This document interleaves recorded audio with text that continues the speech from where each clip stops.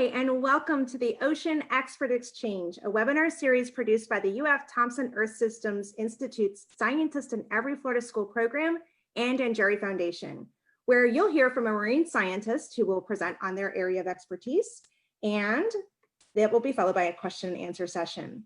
The Scientist in Every Florida School program is a free program housed within the University of Florida's Thomson Earth Systems Institute.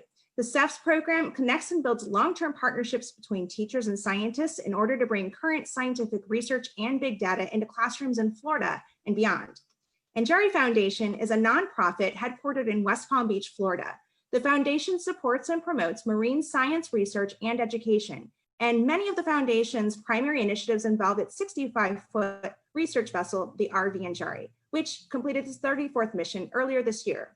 ANGARI also uses innovative technology, film, and other media to raise awareness and strengthen science education, and is pleased to be partnering with its scientists and resources to students, teachers, and the public through this program. Today, we're joined by Roxane Boonstra, dive and volunteer coordinator at Coral Reef Restoration.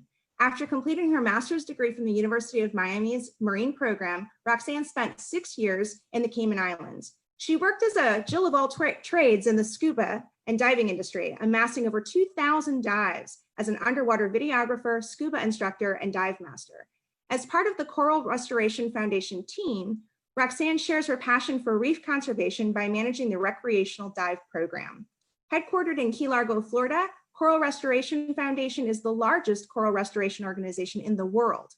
They have been restoring reefs in Florida for over 12 years and have now planted more than 100,000 critically endangered staghorn and elkhorn corals along the Florida's reef tract. At this point in time, I'd like to turn things over to Roxane. Thank you so much. Thank you so much, Stephanie, and to the ANGARI team for putting this together. I really appreciate this opportunity to share our work with everybody here today. So the Coral Restoration Foundation, it's not changing, has 3 pillars. And today we're going to talk about reef degradation, how we got to where we are, and what we're doing about it. Corals have been around for 500 million years, and this is what our reefs used to look like.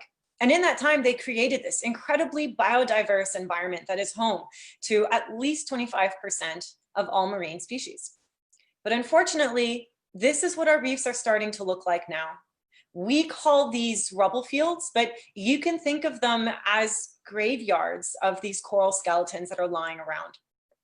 Now, coral reefs supply a lot of important ecosystem services.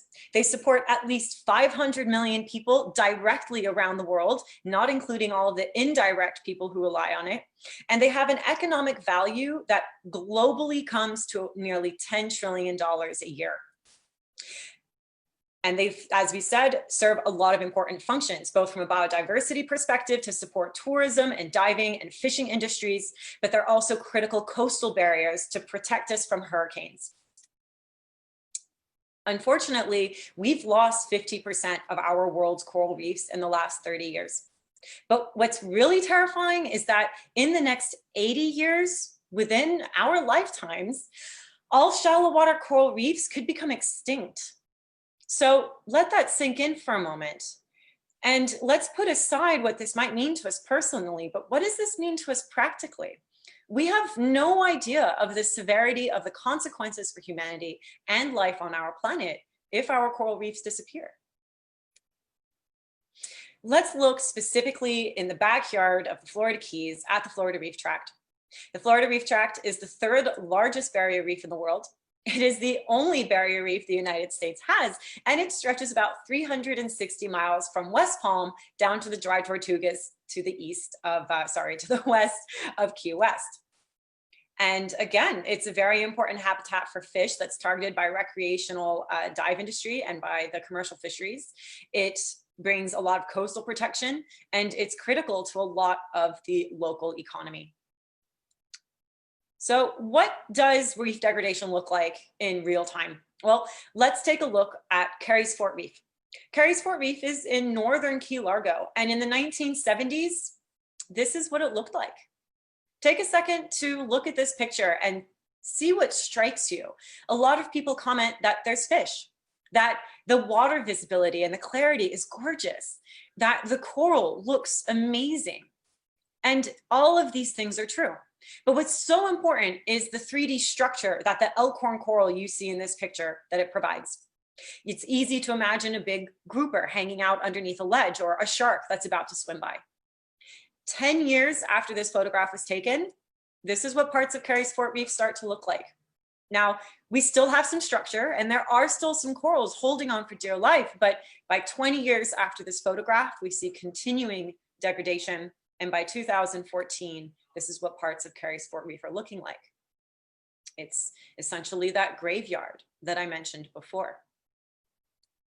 And sure enough, in the last 40 years, the Florida Reef Tract has lost 97% of its once dominant reef building coral species, Elkhorn and Staghorn coral. But overall, we've lost coral coverage too, and we are now at about 2% total live coral coverage in the Florida Keys.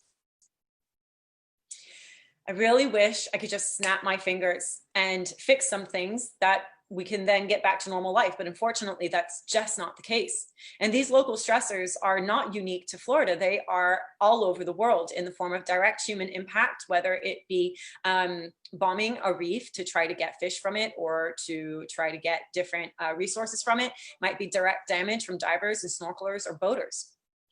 A lot of our herbivores have disappeared on a reef, and the herbivores are critical for maintaining the balance between the amount of coral growing on a reef and the amount of algae growing on a reef.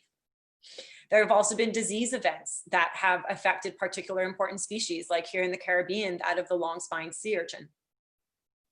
All over the world, there's development and pollution. Now, whether that's due to runoff from development or whether it's due to runoff from different farming industries, it can play a huge role on changing the water quality on the reefs. On top of that, the chemicals in sunscreen might seem like problem 100 on an already really long list, but we do know that not only are they harmful to adult corals, but certain chemicals can impact the development of baby corals before they even make it onto the reef. And then there's the minor problem of climate change. Now, I mentioned that corals have been around for 500 million years, and they have. And in that 500 million years, they've experienced natural climate change that took place over hundreds of thousands of years. And they did fine. They acclimated and they adapted, and they're still here today. But they're disappearing so quickly that we have to realize that we play a role in this climate change as well. So this is happening on a global level. What started happening with degradation here in the Florida Keys since the 1960s and 70s and ends with that picture that I showed you today, that's what's happening all over the world. And unfortunately, we know where that story ends, and it ends with that rubble graveyard. So if we're ever going to fix this, it's going to require large-scale, massive action. When I'm talking about large-scale, massive action, I don't mean just growing tens of thousands of corals or outplanting tens of thousands of corals. I mean mobilizing thousands of people like you and me. And that's what we've been doing. CRF is ground zero, and we've had over 13 years of experience, and we are at the forefront of the world's reef restoration efforts. We now manage the largest coral restoration effort in the world. And our mission is to restore our coral reefs, to educate others on the importance of our oceans, and to use science to further our different techniques. How do we do it? Well, it's pretty simple. We focus on particular species that are very important, and we recognize that biodiversity is really critical too. So we actually grow 11 different species in our nurseries, and we outplant 4 of them, including 2 different boulder coral species, Staghorn coral and Elkhorn coral. Now, initially, we collected these from the wild, and we brought them back to the nursery. And we're all humans, but we all have different genetic material, and some of it we can see, like eye color, and some of it we can't see. Just because the Staghorn picture in some of these pictures might look all the same to you, doesn't mean that they don't have similar genetic diversity. And in fact, we have genetic types of Staghorn coral that no longer exist in the wild. They only exist now in our nurseries. So we are an ark, effectively. But we developed what is now recognized as the best way to grow large quantities of coral quickly, and it's called our coral tree. Now, every coral tree can take about 60 corals, and they're about a finger size, and in about 9 to 12 months, you might not be able to find your coral anymore. But it's not just one tree, and it's not even just a few dozen trees. It's an entire nursery worth of trees. Every dot you see in this picture represents a coral tree. Now there's about 500 trees in this photograph, and that's about 30,000 corals in an 1.5 acre size space. There is nowhere else in the world that you can swim through a living forest of coral like you can in our biggest nursery. And that's just one. We have 7 nurseries total. Together, we can have 45,000 corals reef ready a year. Great, so we can grow lots of coral, but now we need to get it back to the reef. And when we do that, we go down, we collect our corals, we'll bring them back to the boat and we'll drive them to their new reef home. And then one person will grab 7 or 10 corals, depending on the methodology we're using, and they'll outplant it one by one using a 2-part marine epoxy, and we'll glue them basically back onto the reef. Now you probably know what's coming. It's not just one person with 7 or 10 corals. It's not even a few dozen of people with hundreds of corals. It's hundreds of people with thousands of corals. And we know that what we're doing works. One of our collaborators did a 10-year study, and she showed in this study that where reef restoration was taking place, staghorn coral populations increased. Well, duh, right? That seems pretty obvious. But the other side of this is just as important, that where restoration was not taking place, coral population trajectories continued to decline. So what this means is that we're not there to necessarily restore a species. We have to understand that our reefs will look different 100 years from now, 500 years from now. But that by outplanting corals, by doing restoration, we're stabilizing the reefs so they can jumpstart themselves into a new healthy condition. And we know that what we're doing is working again because they're behaving naturally. Corals like staghorn in this picture and elkhorn corals do something special called fusion, where they kind of melt into one another and form one big colony. Believe it or not, this picture that you're seeing now used to be 10 individual corals. And now, after 3 to 5 years, they have fused into a massive staghorn thicket. This is natural behavior. But what really brings it full circle for us every single year is seeing the overall results. And so we can monitor how we're doing with photomosaics. And this requires taking hundreds or even thousands of photographs of a single reef area, and we can image it. And through these images that we take, we can tell whether or not the corals are fusing and how much area of the reef we're covering. That is where the magic happens with being able to say how successfully we restored a particular area. And what really brings it full circle to us is that every year our corals spawn. Now, this is sexual reproduction, and it allows for genetic adaptation. If the corals weren't doing well, they would not spawn. And yet the corals on our reefs that we outplant them on and in our nursery do this. And so this is their natural process of recovery. So if you remember those really depressing pictures I showed you of Carysfort Reef, well, here's a before and after picture to show you how those corals are doing. The corals on the left are about 9 months after being outplanted in 2017. And 2 years later, it is the same section of reef. If you look carefully at the outlines of the reef, you can see that it is indeed the same section. So our corals aren't just struggling to survive, they're thriving. So here's a brief video to inspire you.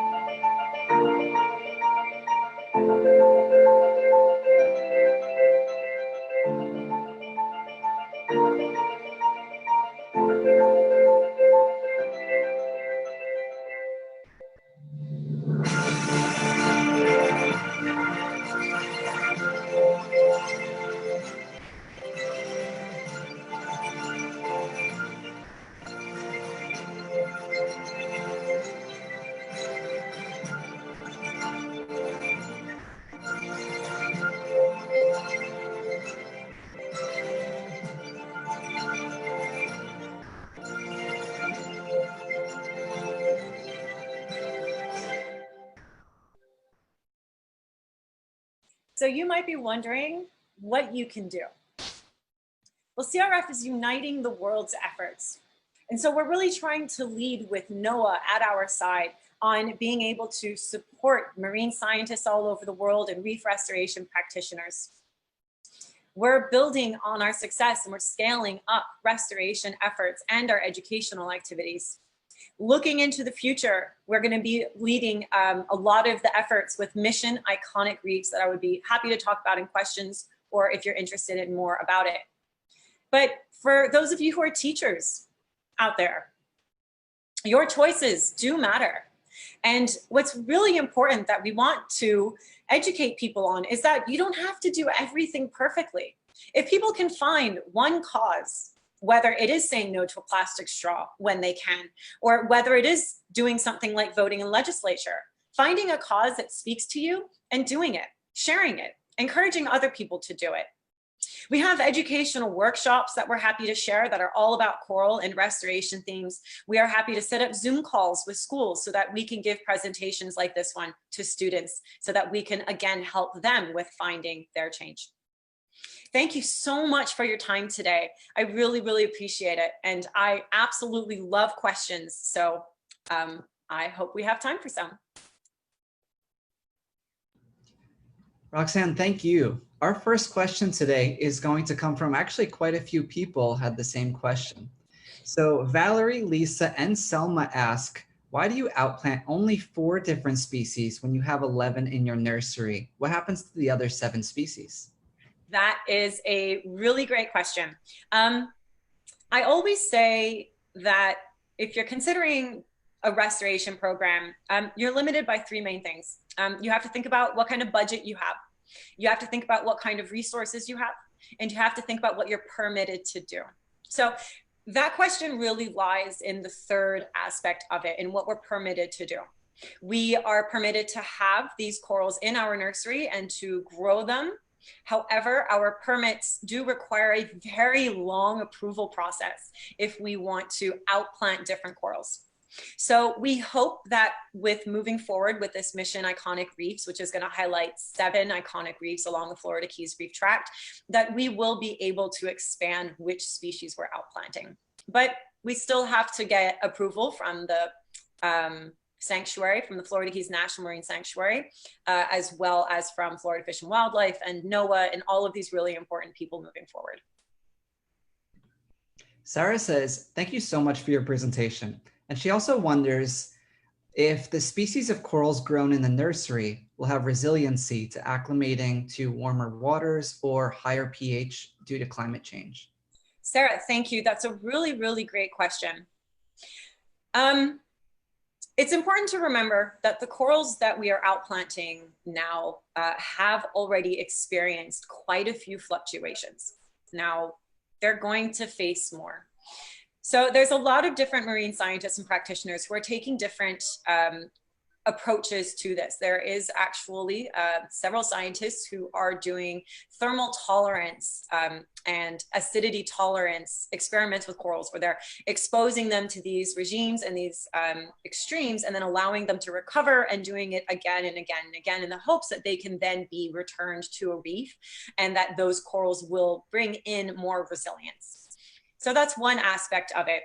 On our side, we are outplanting large quantities of these coral. And by doing so and by stabilizing the reef system, we're hoping that they will also be able to recover naturally.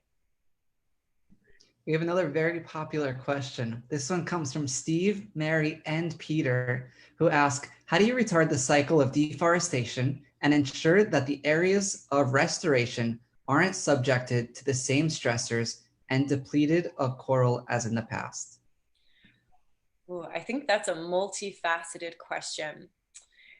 Certainly, when we choose where we're going to outplant, we try to do so very, very carefully. We have multiple different pilot sites where we will put small amounts of coral to see how they do. And then we also have sites where large quantities get placed. These sites are all located inside and outside of protected areas. So we do sometimes fall subject to anchor damage and to diver damage, but on the other hand, it's important that people be educated on this material. Right now, the Florida Keys National Marine Sanctuary is also considering a massive change in the actual sanctuary provisions and how people can interact with our local water resources. So they call it the Restoration Blueprint. You can look it up online. They've done an amazing job, but they're essentially reconsidering from the past several decades, how are we going to move forward with protecting these resources? And that is definitely addressed in terms of will these sites be more strictly protected? Valerie asks, what are the specificities when it comes to the nurseries? For example, when it comes to factors like minimum depth, minimum current, specific area to make it a conservation area. So let's see, our nurseries are all located in about 30 feet of depth. Our trees that you saw the picture of, we have the ability to allow them to sit higher or lower in the water column. So having sufficient depth for us to be able to do so is important. We like to be able to raise and lower the trees, both as protection against storms and hurricanes, but also because in the summertime and the trees sit higher in the water, they might get too warm. And by lowering them, we can protect them a little bit better. In the wintertime, we can raise them. So we look for depth that allows us to be able to raise and lower. We're looking for a sandy substrate so that we can safely anchor the trees using our particular methodology. We also try to place the nursery strategically so that we can access them fairly easily for where our outplant sites need to be. So beyond that, we can't really control too much in the way of water quality and access and things like that. But we do scout out those sites. Tisha wonders, in the area where 500 coral reefs grow, did the water contain something specific that made the coral reefs grow successfully? Interesting question, Tisha.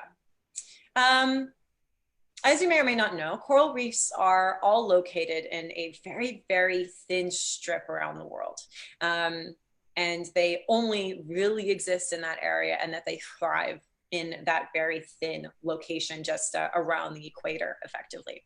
So coral reefs are looking for a very specific temperature range, and they are also looking for where they're going to be in terms of depth as well. And that really depends on water quality.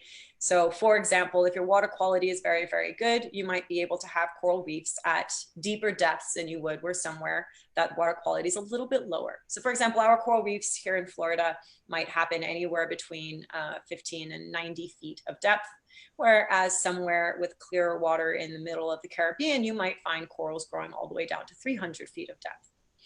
So it really depends on the location and what the kind of existing factors are. So really the driving factor is that specific strip around the world. I know you mentioned a few small personal changes that individuals could make earlier, but Amrit is wondering, what can we do now that we're all just sitting at home? Wonderful, wonderful question. Learn. Do research. In fact, we just had one of our largest events of the year, Coral Palooza, 2 weekends ago. It's about 10 days ago now. It's completely free. If you go on our website and you sign up, you can go to Coral Restoration, www.coralrestoration.org, click under events and go to Coral Palooza 2020, or just Google Coral Palooza 2020 and it will pop up. On that, there is more content than you'll be able to watch in a single day. It will keep you busy for months. It's open until the end of August. And in there, there are lots of information that you can share with people, lots of suggestions about how you can support people in different organizations by donating, if that is available to you. But what you can do right now is not to bring politics into it, but definitely think carefully about upcoming elections and how can your vote fully and better protect the environment. That would probably want to be one of the most important things we all have coming up. Natalia asks if you have times and dates of spawning observations. Wonderful question, Natalia. Interestingly enough, it's quite species specific. Staghorn and Elkhorn coral start producing their eggs in February. And they usually release it somewhere in the July to August period. It really depends on the moon phase. Sometimes they'll spawn twice instead of just the once. So very, very hard to really guess. Different species like mustard hill coral might spawn multiple times a year, once a month or once every 2 months, for example. So it really depends on the species. And then on top of that, just to make it extra fun to predict, it definitely changes from location to location. So here in Florida might be a specific set of spawning dates, but then in the lower Caribbean, you might have a different set of spawning dates. And then of course, spawning between the Northern Hemisphere and the Southern Hemisphere are also going to be different. So can't unfortunately give a very specific answer to that.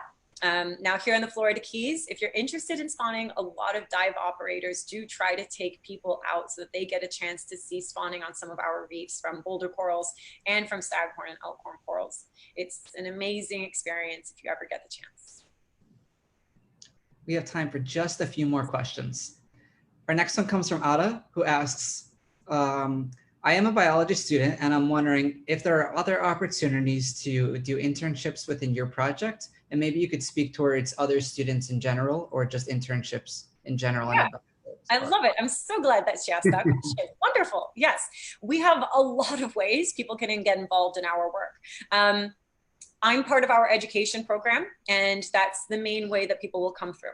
We do have an internship program. It is on a semesterly basis. It's about 3 to 4 months in the fall, spring, and summer. You can look now online for information about that. I believe the fall session will be closing soon, but you can always apply for spring.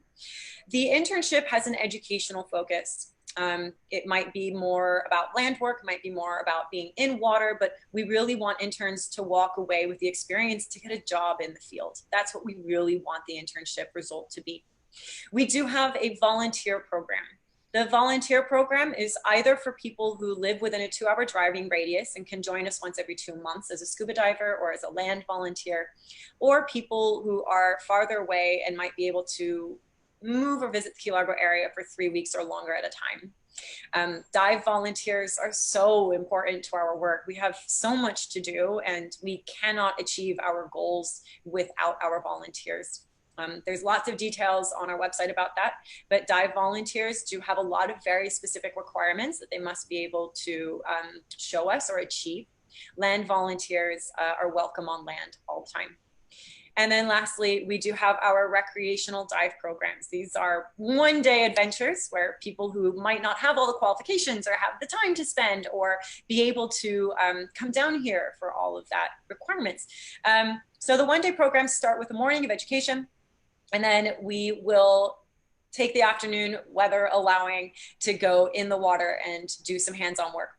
Only scuba divers will be able to do the actual hands-on restoration, but we encourage snorkelers to come too, because ultimately at the end of the day, these programs are designed to empower you to be able to speak about this experience.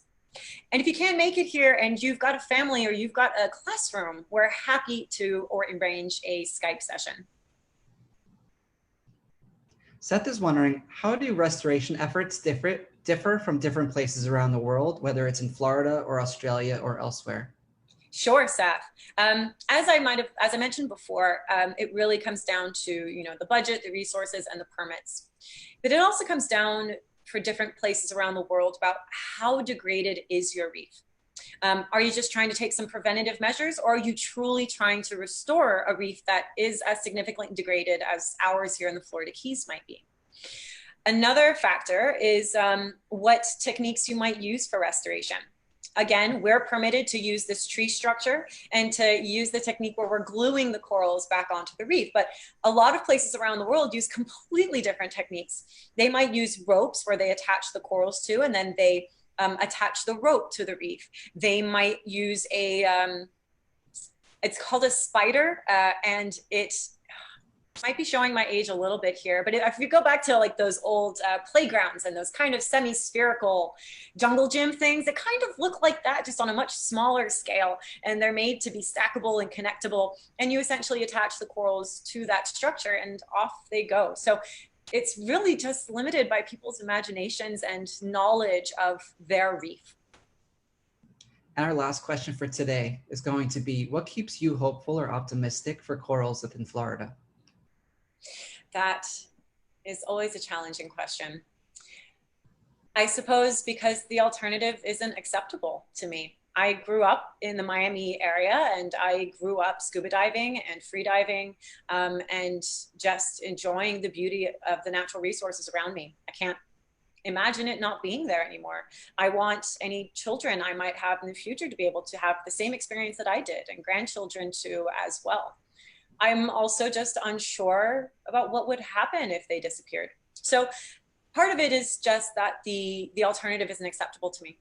On the other hand, what really motivates me is watching our volunteers and our interns and the people who join on the recreational dive programs, learning, and just that aha moment of, wow, I can really make a difference. And as difficult it is every day to get up and try to do this work that seems interminable, watching these people getting so involved and passionate about it helps. And it really is inspiring. Well, Roxane, thank you so much. And thank you so much for your team for, as you said, making a difference that we all need right here in Florida. Do you have any final comments that you would like to leave our audience with today? Excellent questions. I was not expecting such great questions. I usually, people ask all the time about, the health of the corals and why will they survive. But some of those other ones were very, very good. Thank you for your interest of programs around the world. And if our attendees would like to learn more about your program or you specifically, where can they go? Just go ahead and email us at info@coralrestoration.org. You can also, if you're interested in the volunteer program, complete an application or a survey online. But otherwise, we hope to see you at that Coralpalooza platform that I mentioned before too. Well, thank you so much one more time. At this point, I'm going to hand the floor over to Stephanie for some closing remarks. Thanks, Brian. And thank you so much, Roxane. We want to thank everyone for joining us today on this call. What an inspirational call to action it was. A true thank you to Roxane and the Coral Restoration Foundation for spending time with us today. The scientists in every Florida school program would also like to give a special thanks to our partner, the ANGARI Foundation, for assisting us and helping us curate the expertise and lessons that you can find at our website, Scientists in Every Florida School.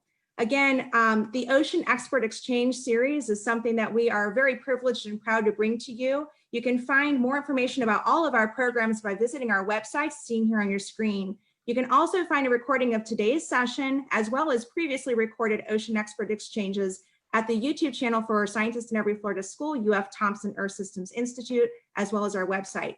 We hope we've inspired you to be the next generation of environmental stewards, especially marine stewards. And we would like for you to please stay tuned for our additional Ocean Expert Exchange opportunities coming in this fall. Thanks so much and have a great day, everyone. Bye-bye.